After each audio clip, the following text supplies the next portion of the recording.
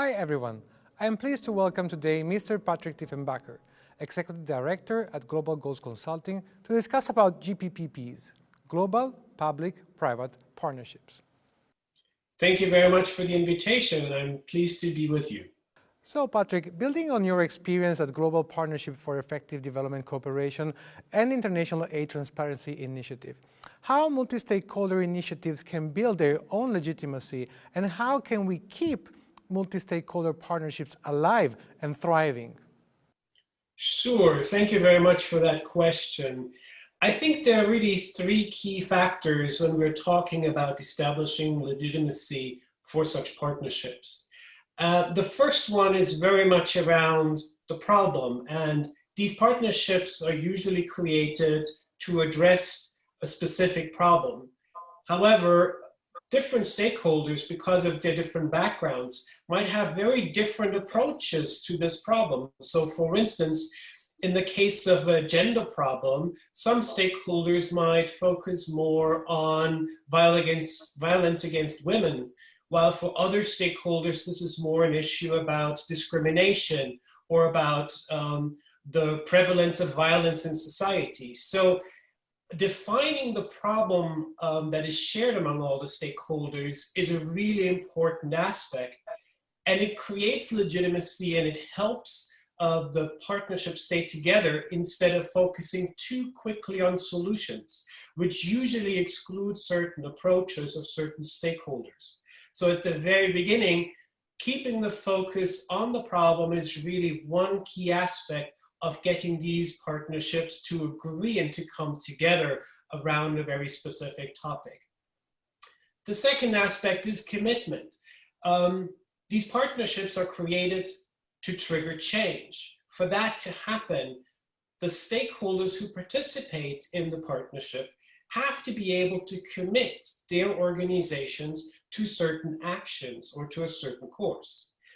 Particularly large organizations often participate in multiple of these partnerships, and it can be sometimes difficult to get the right people around the table who have the authority to commit their institutions to a certain course of actions. That can be quite frustrating for the partners. So to ensure that there is shared commitment, it is really important that the participants are empowered by their institutions to not just listen in and to report back, but to be active partners in decision-making for the global partnership. The third aspect has to do that these partnerships often are created among entities who have no track record of working together.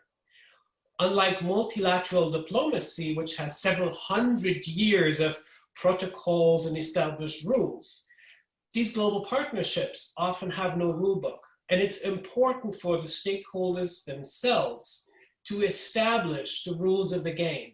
How will they interact? How will decisions be made?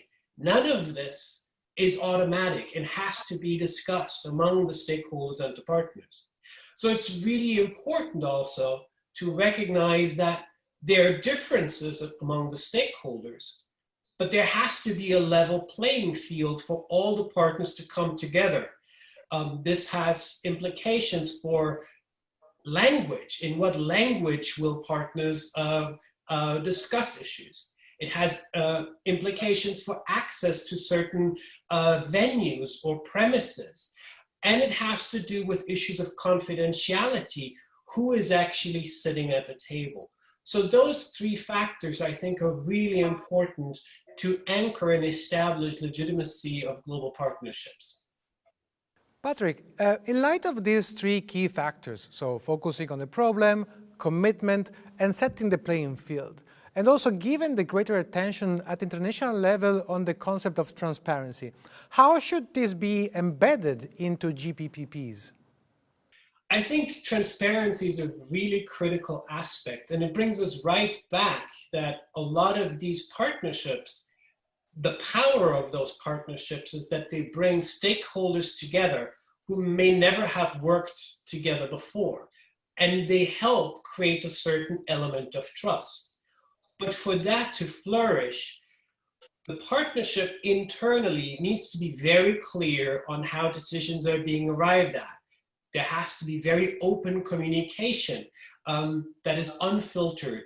It has to create a safe space for discussions to really tackle complicated problems. That's usually what these global partnerships are there to address. So a really important aspect is internally, there has to be transparency and openness among all the participating stakeholders so that all voices are being heard, all viewpoints are being considered. At the same time, a lot of these partnerships, because they're bringing together entities that otherwise would not necessarily, negotiate with each other or partner up with each other, have to discuss to what extent their proceedings should become public. Should information be distributed and in what form? The reason why that is really important is because in some instances, the sheer fact that these partners sit around the table could be seen as controversial by other stakeholders. So let me give you an example. If we're talking about deforestation in tropical areas, palm oil producers sitting together with, forest authorities of national governments and civil society might actually be seen as a very controversial thing because they're on opposite ends of the interest spectrum. So these partners need to discuss and be very clear under what conditions their discussions, their intentions should go into the public domain. How will this be communicated outside? And so that's the second big aspect of transparency and communication that I would stress here.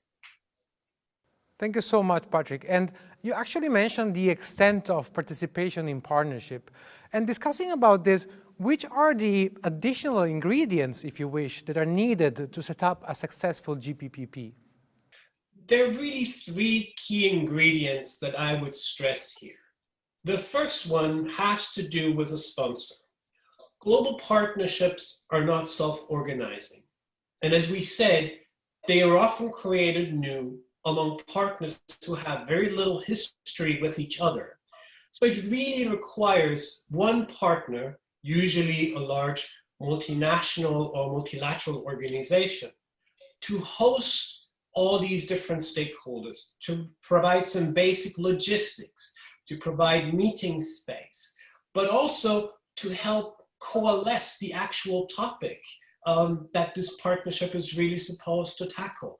Provide some basic information and data for the partners so that we create a better understanding that is shared among all the stakeholders on what we're really addressing.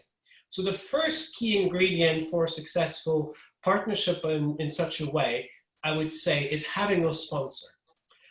Now, the challenge with a sponsor is also that the sponsor should not be seen or be understood of taking over the agenda.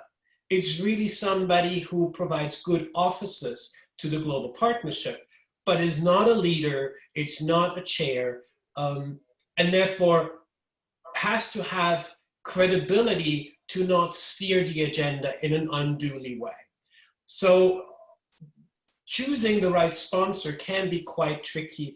And what happens with more mature organization is that they often eventually set up an independent secretariat that takes over a lot of these functions of basic data gathering, monitoring, information sharing, and logistics. But in the beginning, that usually doesn't exist. The second key ingredient for a successful global partnership of such a type, I would say, is that the partnership has to play to the strengths of all the stakeholders involved. The power of these partnerships is that they bring very, very different stakeholders around the table. But recognizing what these stakeholders bring to the table that is specific to them is very important so that it can be leveraged and can become a shared asset of the global partnership. Some partners might have really good contacts at the local level, and what they really contribute to the partnership is this network of contacts. Other partners might have technical expertise around the problem that they can really bring to bear on, and that's the global partnership will benefit from. In other cases, it might just be financial resources that are needed and that a certain partner can bring to the table. So it's very important to understand that there are different strengths that all these entities and all these partners bring to the global partnership, and that we actually leverage that. Another important aspect is that while everybody should be treated equally within the partnership, irrespective of what is their status, that doesn't mean they have to contribute in the same way. Again, going back to the point that multilateral organizations or multinational corporations have other capacities and means at their disposal compared to a civil society organization. But that doesn't mean that a civil society organization should be a second-ranked partner, because they might bring other important assets to the global partnership. The third aspect I would stress here is an eye on transaction cost. Global partnerships do imply certain costs. They're not cheap. Having these conversations, these meetings, will require time and investments by all partners. Particularly good partners tend to be flooded by requests to participate in a number of these types of partnerships, and are often very selective because they have limited time and resources available.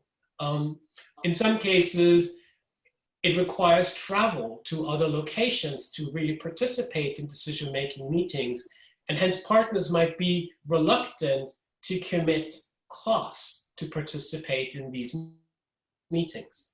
So an eye on transaction costs can often help leverage existing mechanisms that already convene certain stakeholders, maybe for another purpose, but where it is then possible to, on the back of another meeting, have a meeting of the global partnership in a location that is already set, which therefore reduces action costs for all the partners, makes it easier for people to meet and to interact with each other.